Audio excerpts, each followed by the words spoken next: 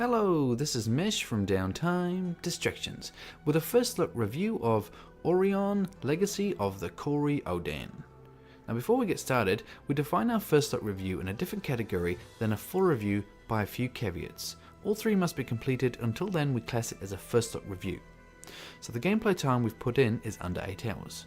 We've not completed or finished the title, and we still have room to gain more skills or knowledge across single or multiple facets of the title.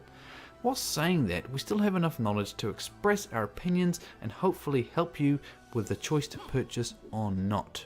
So what is Aurion Legacy of Kori-Odan? Well, it's a 2D action RPG with a unique combat system and interesting RPG elements. And it has an intriguing story that's based in an African fantasy world with many components from African culture and mythologies. So this title's coming to us on the 15th of April on Steam, and it has a price tag of $19.99. So this was developed by Cairo Games and published by Plugin Digital. So those guys were kind enough to give me a key for a review, so thanks for that. The game is single player only, and it's best experienced using the Xbox controller. You can use the keyboard, but I'm using the controller and it works quite nicely. So these guys actually made their own engine based off the Microsoft XNA framework. So that's called the Astral Engine 3. So the story with this title is Enzo and Aurion are getting married, so they can rule as king and queen over Pamar. But their wedding gets cut short by an attack, then things spiral out of control and you end up finding yourself exiled. And that's really where the story kicks in. This is normally the time I would dive into the gameplay and show you some game mechanics and talk about the nuts and bolts of the game. But before I do that, I need to mention some important significance around this title. So if you want to skip ahead to the gameplay, just click on the annotation, the skip annotation on the side there, and then it'll take you to the gameplay. So what's the significance around this title and the dev team? Well, it's actually a lot. There's a lot of cultural significance. The amount of gaming studios based in Central Africa is minuscule. This is more than likely the only gaming studio in Cameroon. Try and think of a game that you've played that involves African locations and are based around culture. I can think of many games that use African locations that you enter as a soldier or as some hero, and you're destroying evil people or terrorists. But stories around African culture, history or mythology, I don't think I can name one. So what are the challenges these guys have faced making this game? Things that we probably would take for granted. An example would be they lost power whilst in the middle of programming. Lost all their work. Probably think, well, what's the big deal? They should have saved it, right? But the fact is they lost power for about a month. So imagine that, trying to work to a schedule and you lose power for that long. That's just based on the infrastructure in these developing countries. Also, the situation around the consumer market in Africa is not good across the board. With issues around internet connectivity and the low purchasing power, it really makes it tricky to get games in their own countries popular. So these guys at Cairo Studios are really setting a fantastic baseline. They're really trying to inspire and blaze a way forward for other like-minded gamers and artists, people that are trying to inspire to be developers in countries that don't have the infrastructure yet, that don't have the history in gaming. So bringing these rich cultures and ideas into an already amazing rich tapestry from around the world is really awesome. It's really good to see even more joining in there, to get more variety for the average gamer. It's fantastic. So in saying all that, I'll still judge this title on its own merits, as I do for all games. I'll not favour it because of the situation of the developers. If you want more information on the situation these guys are in and the history around the developers and the game, I'll link to their website. It's got a good couple of articles on there. And also Polygon.com did a good article on these guys too, so I'll link to that below. So with that all out the way, let's jump in and talk about some gameplay. Okay, before we get into the gameplay, let's have a quick look at the options menu. So here we have the video and audio. Audio is, I guess, acceptable, the amount there. The video options could be a lot more. It has the basics here, anti-aliasing, full screen or not, screen resolution options, but always room for improvement on options of that amount. Controls, Xbox 360 obviously, and fully rebindable, and I believe the keyboard should be the same. Gameplay, a couple of little things here as well, if you want to customize it a little bit more, so that's quite nice. Okay, so here we are in the gameplay section. Now with this title, we primarily have two modes that we're going to be in. Exploration mode, which is what I'm in now, and a combat mode. So with exploration mode, what we can do is we can move around the map, have a chat to people, find out more additional information about the story, the location, or the people that exist in these areas. So it's pretty cool.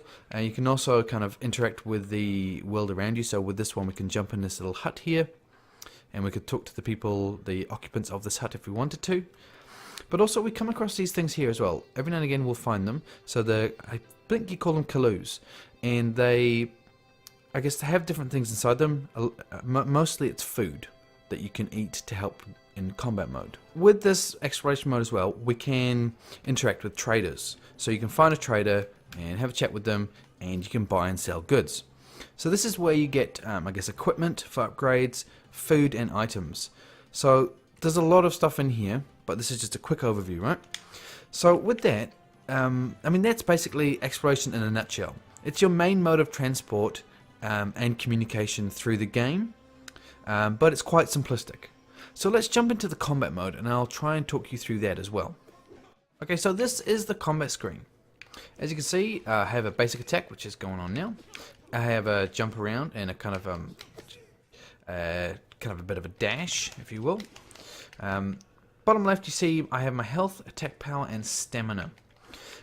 They'll slowly dwindle the more moves you use and abilities you use. You can regenerate them by, see top left, you have food. So you have food that boosts certain things. So see on the right there, I've got the stamina boost, so I can use that and I get my stamina back. So it's an interesting combat system, and it's very in-depth. So I guess basic, I have the basic attack, and you can do things with basic attack. So smack them up in the air, like that, and then you can kind of go up with them, dash around in the air. Oh, I need some more. I need some more stamina. So you just pop your little stamina food there, and you can keep going and going until you run out of food. Really, that's the crux of it. And other abilities I have, I guess basic ones. So the Shakarath, which is the little fireball, and I have the Spark of Anger, which is that. This is a good smack, and it's also a guard break as well, which is, it's nice. I really like that move.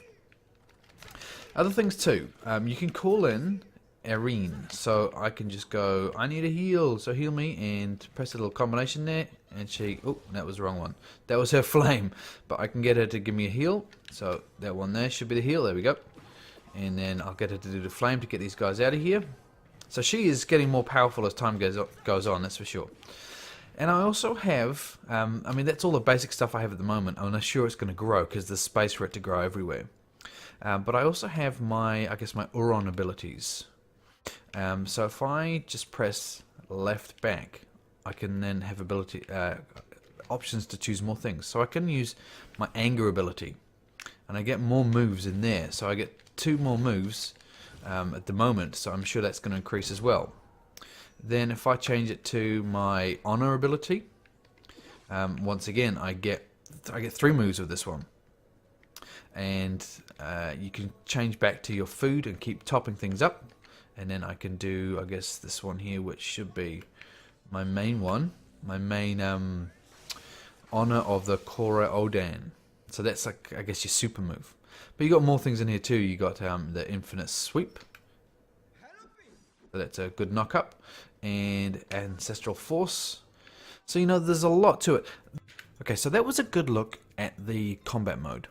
The last little mode I want to show you, I've just unlocked it, which seems to be another version of the exploration mode, but it's more of a free-flowing, go where you want, rather than a linear, you need to go and talk to these people. This is, if you just want to find some fighting, bit of combat here and there, and walk around the map, this is where you do it.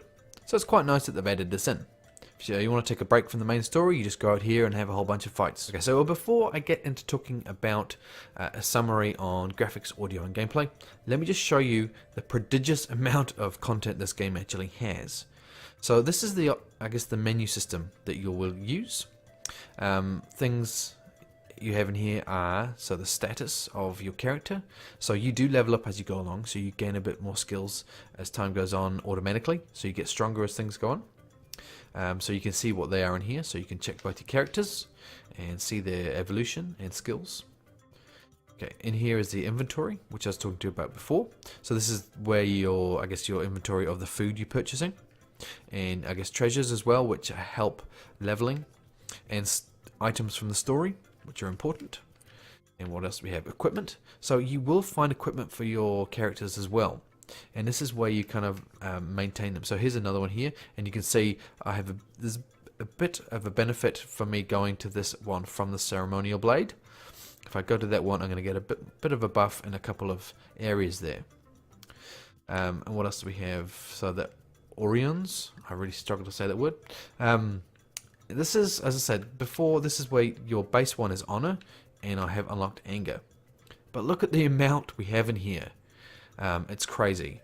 I've already sunk 7 hours into this game, and I don't think I've even scratched the surface. So there is a plethora of content with this game. Okay, so I can only imagine what these ones are. Interesting to find that out. Okay, so your evolution, which, I mean, it's just kind of saying what your abilities are. So that's more of a bit of a reminder in there. The world map. Now this is important. So where we are now is this area here. So that's a sizable, I mean, as I said, 7 hours, and I've only done 3 areas.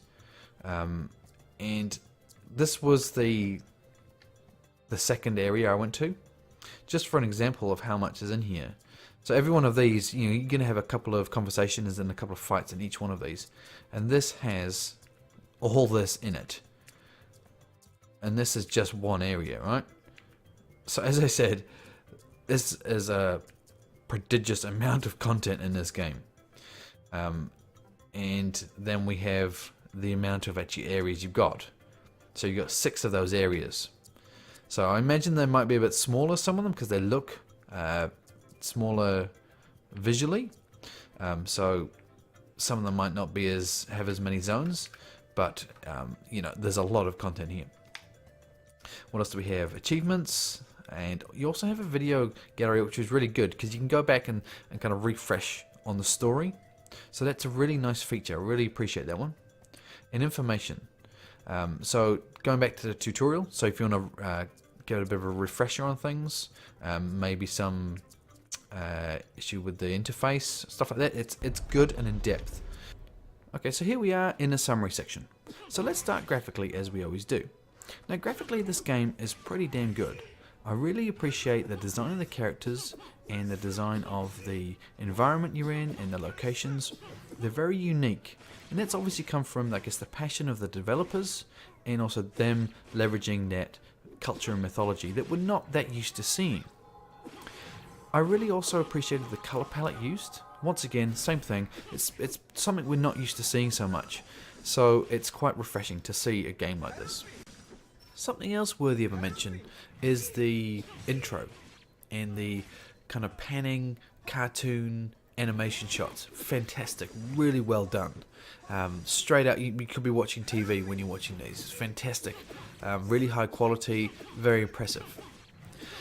In saying that, there are a couple of things which I think could be improved upon regards animation, and it's primarily from the exploration mode. I don't notice it in the combat because things are moving so quickly, but when you're slowly walking around the map, the walking just seems a little unnatural and a little jerky. That might just be, I guess, a frame rate issue, or maybe it's just a bit of a learning curve for these guys, but just something to bear in mind. You can probably see it in the gameplay footage in the background. Okay, so let's move on to audio. And it's the same here as well. Audio is pretty good. It's them leveraging that mythology and culture that we're just not used to seeing, which makes the music tracks for me very good and interesting to listen to, and it really puts you in a good immersion in the fantasy world that they've made. So audio is pretty good. Okay, so the core to any game is really that gameplay. Now this one, it stands out in gameplay as well. So you've got the exploration mode, which for me is fun. You know, I like the ability to not be forced along a linear path of a story. And you can do that here. So you can go off, talk to someone, you can go off and go in a completely different area of the world. And you've got that kind of map exploration as well. So if you want to just go off into the wilderness and fight people, you can. So it's very cool. And also like the ability to have a conversation and learn stuff not based around the main story. So that's nice. But the combat mode is nuts. How much depth and content is in that combat mode? So let's start. So you've got the basic moves. So you add on top of that your kind of basic power-up moves, where you got the kind of fireball and the knock the guardian down shot. Then you have all your power-up Aurion moves. So you've got the honor, where you can trigger that, you get 3 more moves. Then you got the anger, trigger that, you get 3 more moves on top of that. And then you saw the size of that unlock area. There's so many of those, and you can have 4 at any one time. So, and on top of that, you can call in your wife to help you with a heal or help you with a fireball, and she's gaining skills as well. So I've seen her do some combat and also use ice.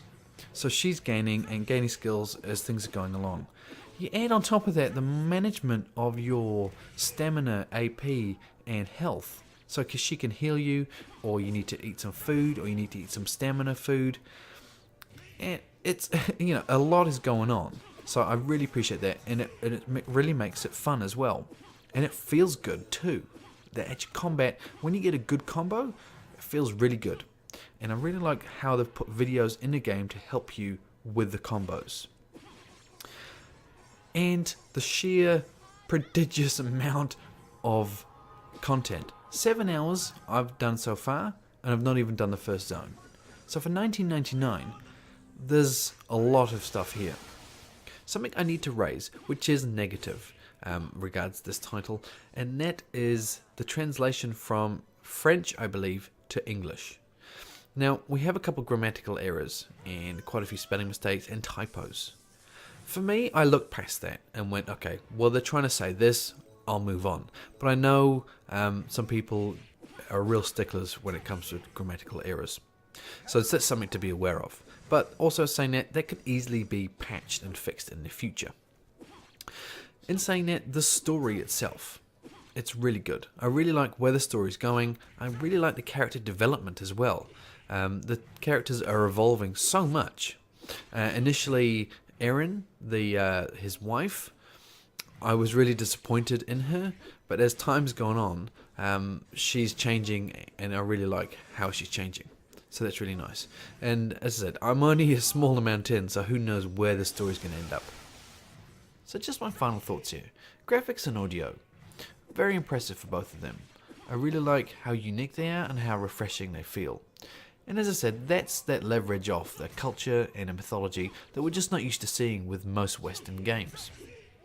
The gameplay, the copious amounts of content is ludicrous, really is. So the combat system, there's so much to unlock in there. It's really good, and it feels good too. And just the profuse amount of content in the map size and the levels and the stories and the talking to people, very impressive, very impressive. So I'll leave it here and say $19.99. I think the amount of content here, it's a no-brainer. If you're interested in these games, it's a no-brainer. And on top of that, for me, the important significance of these developers coming out of Cameroon, as they did, and how hopefully this title can spur on more stuff, comics, cartoons, more games of this genre from these guys and from like-minded people that want to continue this story on. So I'll leave it here.